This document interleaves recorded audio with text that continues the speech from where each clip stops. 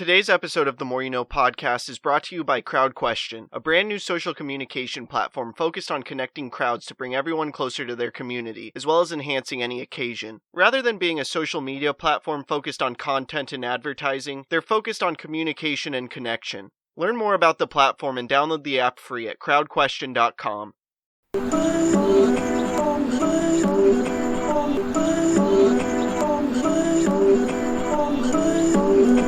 I'm just trying to make it all make sense. Today's More You No podcast.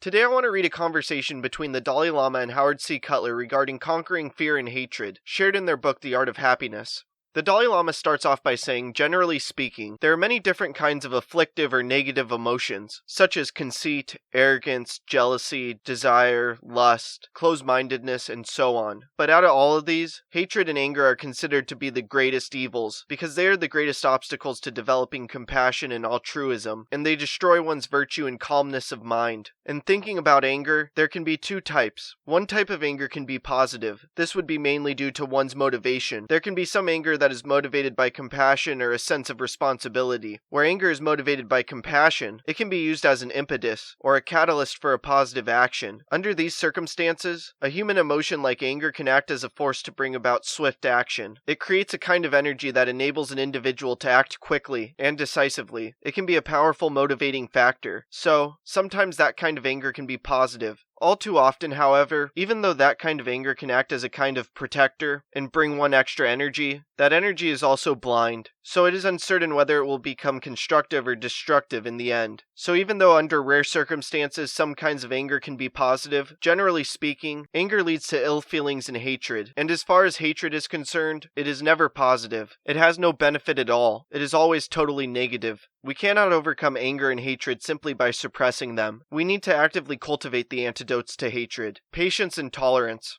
Following the model that we spoke of earlier, in order for you to be able to successfully cultivate patience and tolerance, you need to generate enthusiasm, a strong desire to seek it. The stronger your enthusiasm, the greater your ability to withstand the hardships that you encounter in the process. When you are engaged in the practice of patience and tolerance, in reality, what is happening is you are engaged in a combat with hatred and anger. Since it is a situation of combat, you seek victory, but you also have to be prepared for the possibility of losing that battle. So while you are engaged in combat, you should not lose sight of the fact that in the process, you will confront many problems. You should have the ability to withstand these hardships. Someone who gains victory over hatred and anger through such an arduous process is a true hero. It is with this in mind that we generate this strong enthusiasm. Enthusiasm results from learning about and reflecting upon the beneficial factors of tolerance and patience, as well as the destructive and negative effects of anger and hatred. In that very act, that very realization in itself, will create an affinity towards feelings of tolerance and patience, and make you feel more cautious and wary of angry and hateful thoughts. Usually, we don't bother much about anger or hatred, so it just comes. But once we develop a cautious attitude towards these emotions, that reluctant attitude itself can act as a preventative measure against anger or hatred.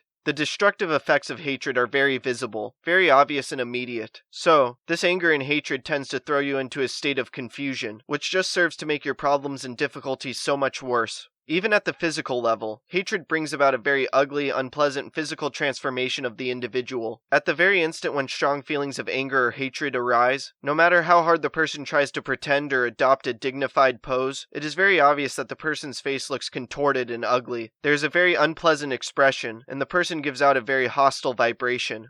Also, when a person harbors hateful thoughts, they tend to collect inside the person, and this can cause things like loss of appetite, loss of sleep, and certainly make the person feel more tense and uptight. For reasons such as these, hatred is compared to an enemy. This inner enemy has no other function than causing us harm. It is our true enemy, our ultimate enemy. It has no other function than simply destroying us, both in the immediate term and in the long term. This is very different from an ordinary enemy. Although an ordinary enemy, a person whom we regard as an enemy, may engage in activities that are harmful to us, at least he or she has other functions. That person has got to eat, and that person has got to sleep. So he or she has many other functions, and therefore cannot devote 24 hours a day of his or her existence to this project of destroying us. On the other hand, hatred has no other function, no other purpose, than destroying us. So, by realizing this fact, we should resolve that we will never give an opportunity for this enemy, hatred, to arise within us. Feelings of anger and hatred arise from a mind that is troubled by dissatisfaction and discontent, so you can prepare ahead of time by constantly working towards building inner contentment and cultivating kindness and compassion.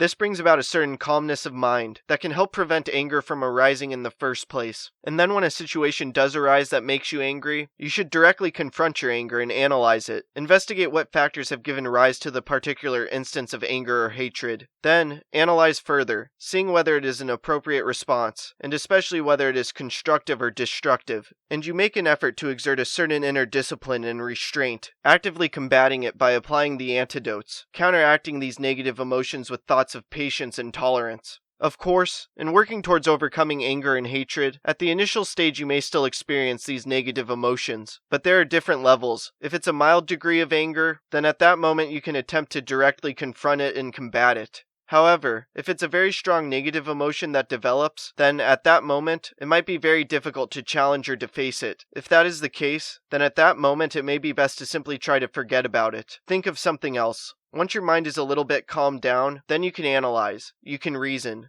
In seeking to eliminate anger and hatred, the intentional cultivation of patience and tolerance is indispensable. You could conceive of the value and importance of patience and tolerance in these terms. Insofar as the destructive effects of angry and hateful thoughts are concerned, you cannot get protection from these from wealth. Even if you are a millionaire, you are still subject to the destructive effects of anger and hatred. Nor can education alone give you a guarantee that you will be protected from these effects. Similarly, the law cannot give you such guarantees or protection. Even nuclear weapons, no matter how sophisticated the defensive system may be, cannot give you the protection or defense from these effects. The only factor that can give you refuge or protection from the destructive effects of anger and hatred is your practice of tolerance and patience.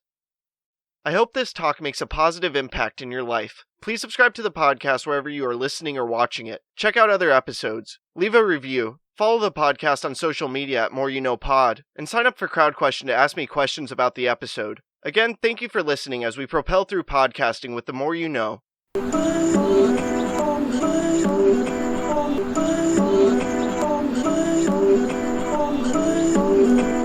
just trying to make it all make sense. The More You No Podcast.